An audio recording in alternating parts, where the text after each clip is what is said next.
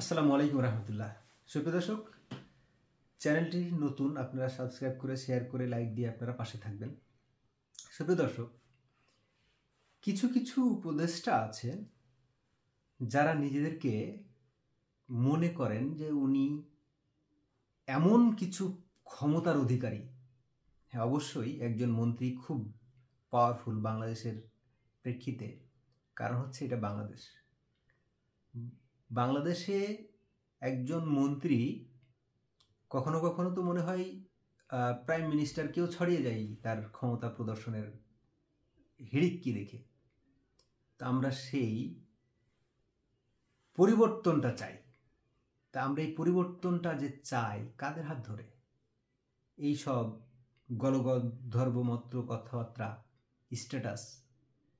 বিশেষ করে কদিন আগে জনাব মাহফুজ আলম এই 2-3 মানে এই বিজয় দিবসের দিনে বা পরের দিন যে স্ট্যাটাসটি আপনি দিলেন, সে ঘন্টা 2 পরে আপনি মুছে ফেললেন, এটা আপনার ভাইরাল হয়ে গেছে।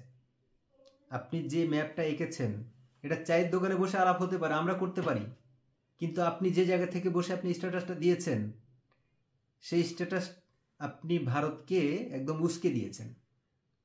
এই ভারতকে উস্কে দেওয়াটা আপনার কাজ না। আপনি একটা গুরুত্বপূর্ণ জায়গাতে আছেন।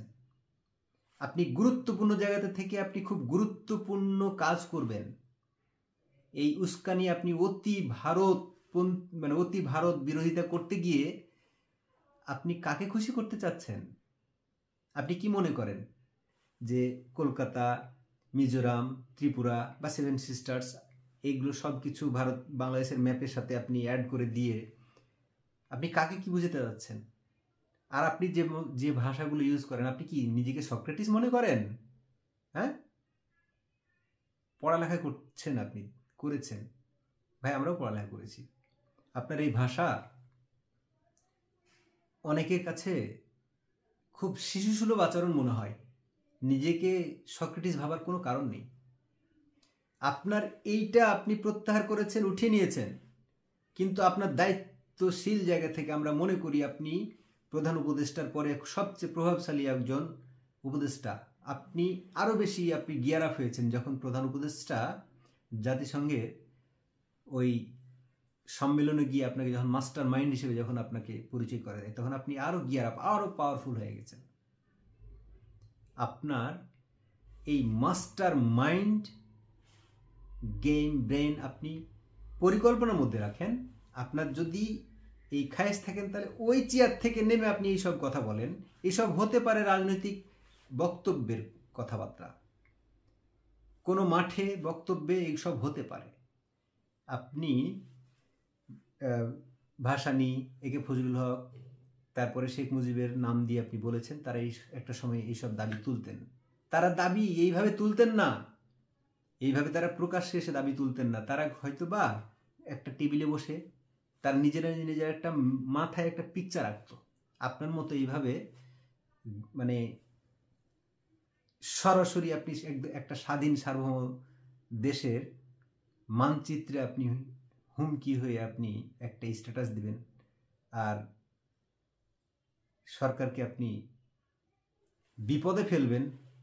বিপদে তো ফেলতেছেন আপনারা, কেন এইসব বিতর্কে না জড়ালে হয় না? আপনি যে বিতর্কগুলোতে জড়াচ্ছেন, আপনি কখন বললেন, কখনো বলেন এই মানে এই প্রজন্মের সাথে মানে ওই বৃদ্ধ প্রজন্মের আপনি যুদ্ধ বাধা দিবেন, কখনো গৃহযুদ্ধের কথা বলেন। এইসব দার্শনিক কথাবার্তা কোথায় পান ভাই আপনি? হ্যাঁ, মানুষকে সহজ সরলভাবে এদেশের মানুষ 2 মুঠো ভাত খাওয়ার জন্য, ভালো মতো ভাত খাওয়ার জন্য, দ্রব্যমূল্যের দামের জন্য যখন তাদের নাভিশ্বাস, তখন আপনি কি সব স্ট্যাটাস নিয়ে পড়ে আছেন? কোথায় আপনার একটা স্ট্যাটাস? আপনি শুনেছি সব দপ্তরে আপনার বিচরণ, আমার শোনা কথা। আপনি খুব পাওয়ারফুল। আপনি ছিলেন আগে আমাদের উপদেষ্টা সাহেবের সহকারী, এখন আপনি সরাসরি একজন মন্ত্রী পদমর্যাদায়। আপনাকে কোনো দপ্তর দেওয়া হয় নাই, তবে মনে করি আপনি দপ্তরবিহীন হয়ে আরও বেশি ক্ষমতাশীল, আপনি আরও বেশি পাওয়ারফুল। আপনাকে আরও বেশি দায়িত্বশীল হতে হবে। আপনাকে আরও বেশি দায়িত্বশীল হতে হবে। এই সক্রেটিস মার্কা দার্শনিক মাত্রায় মানে নিজেকে প্রমাণ করা, আমি অনেক কিছু হয়ে গিয়েছি, অনেক জানতে হলো, অনেক ট্যালেন্টেড, অনেক জ্ঞানী। নো, আপনার কথাবার্তায় তা প্রকাশ পাচ্ছে না। নেহায়েত শিশুর বাচ্চার মতো আপনি আচরণও করতে পারতেছেন না। আবার আরেকজন উপদেষ্টা কয়েকদিন আগে ঠাস করে বলে ফেললেন রাজনৈতিক দলগুলো অন্তর্বর্তী সরকারকে ব্যর্থ করার জন্য চেষ্টা করছে। কেন ভাই?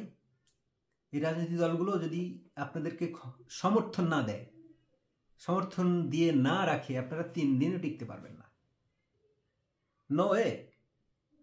আপনারা কি মনে করছেন বৈষম্য বিরোধী আন্দোলনে গেছিলেন আপনারা, আপনার ফ্রন্ট লাইনে ছিলেন, বাট মনে করার কোনো কারণ নেই আপনাদের পিছনে কারা ছিল? বিএনপি ছিল, জামাত ইসলাম ছিল, আরও বাম ডান সকল মানুষ ছিল, যারা রাজনীতি কিচ্ছু বোঝে না। তারা গত 15 বছরের দুঃশাসনের বিরুদ্ধে যারা দাঁড়িয়ে গিয়েছিল, তারা ছিল আপনাদের পিছনে। পরিবর্তন হতে সময় লাগে না ভাই। আপনি জনমত জরিপ করেন, খুব অথেন্টিক সোর্স থেকে করেন, আমরা মাঠে ঘাটে দেখছি, বুঝছি আপনাদের জনপ্রিয়তা নেই। এটা থাকার কথা ছিল, আমাদের প্রত্যাশা ছিল, এক্সপেকটেশন ছিল। আপনারা এক্সপেকটেশনের একটা জায়গা দিয়েও আপনারা হাঁটতে পারেন নাই। সুতরাং দায়িত্বশীল জায়গা থেকে দায়িত্বশীল আচরণ করুন এবং আপনারা খুব দ্রুত, আপনারা যদি রাজনৈতিক দল করতে চান, আপনারা সব কটা যারা রাজনৈতিক দল করতে চান, আপনাদের মন্ত্রী হবেন, প্রধানমন্ত্রী হবেন, হন, আমরাও চাই আপনারা হন, কিন্তু ওই সব দায়িত্বশীল জায়গা থেকে উস্কানিমূলক বক্তব্য বা উস্কানিমূলক স্ট্যাটাস দিয়ে নিজেকে দার্শনিক প্রমাণ করে ওইখান থেকে না। এবং এখানে এই সরকার ক্ষমতায় থেকে একটি দল তৈরি হবে, সেই দলকে পৃষ্ঠপোষকতা তৈরি দেবে এই সরকার, এমনটা হতে হবে না, এমনটা হতে দেবে না এই দেশের জনগণ। বিএনপি অন্তত দেবে না, জামাত ইসলামও দেবে না। জামাত ইসলাম আপনাদেরকে এখন খুব কাছে টেনে ধরে আছে। রাজনৈতিক দলগুলো রাজনীতি করতে করতে তাদের এক একজনের চুল দাড়ি সব পাকিয়ে ফেলেছে। সুতরাং আপনাদের এই সক্রেটিস মার্কা কথাবার্তা এবং লাগামহীন এই সব অ্যাক্টিভিটি আপনারা বন্ধ করুন। রাজনীতি করতে চাইলে রাজনীতিক প্ল্যাটফর্ম তৈরি করুন এবং আপনারা এখান থেকে চেয়ার থেকে পদত্যাগ করে আপনারা বলুন মাঠে গিয়ে এগুলো জনগণ খাবে না না খাবে সেটা জনগণ বিচার করবে। সুপ্রিয় দর্শক, আজকে এই পর্যন্তই। কথা হবে অন্য কোনো একটি ভিডিওতে। সেই প্রত্যাশায় আল্লাহু আকবার।